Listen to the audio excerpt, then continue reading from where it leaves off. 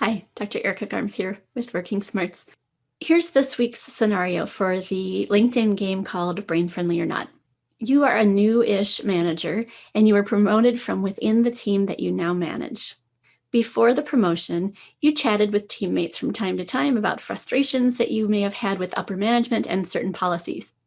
Because of your history with these teammates, they still come to you to vent, trying to get you to divulge any inside scoop that you might have now. To keep relationships strong and the team spirit high, you have participated in these conversations, putting on your colleague hat temporarily. Brain friendly or not? So here's my response: not.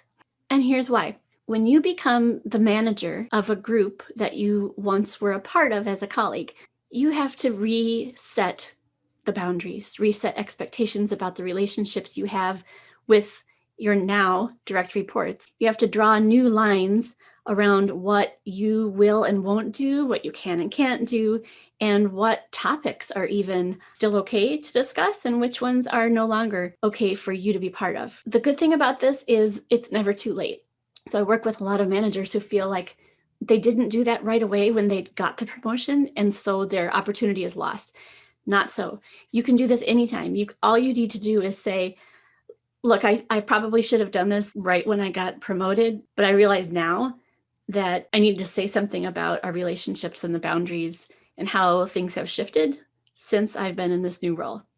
Another reason this isn't brain friendly is that negativity spreads. I'm sure you're aware of that. It also will sink a team like nothing else, and it's very hard to recover from. Even when some of those team members might shift, maybe they leave the team and new members come in, it can have long-lasting impacts on the culture of a team.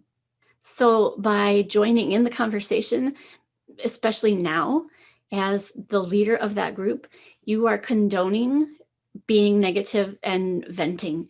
And that will come back to haunt you in a big way if you don't now, in your new role, take steps to cut that off. How do you do that? Two parts. Number one, validate their concern. So if there's got to be something underneath the griping, and your job now is to look for what's the piece under there that they're not liking. Is it a decision that was made? Is it a personality rub? Is it a policy that they're pointing to that doesn't make sense to them?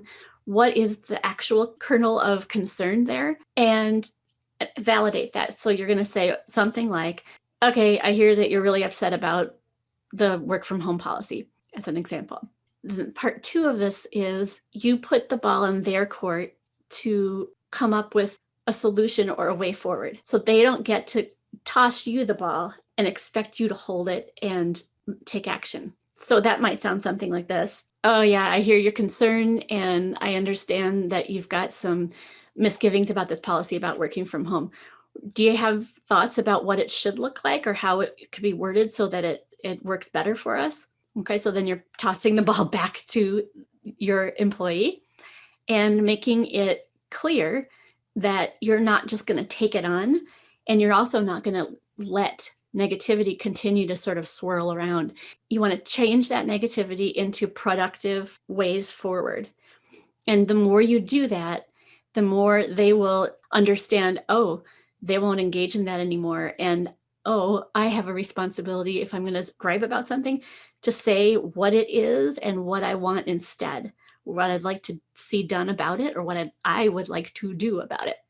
So that would be a much brain-friendlier way to handle this scenario, and in so doing, build a team culture that is strong, that is positive, and higher performing. Hope that's useful. Join us next week with another episode of Brain Friendly or Not over on my LinkedIn page.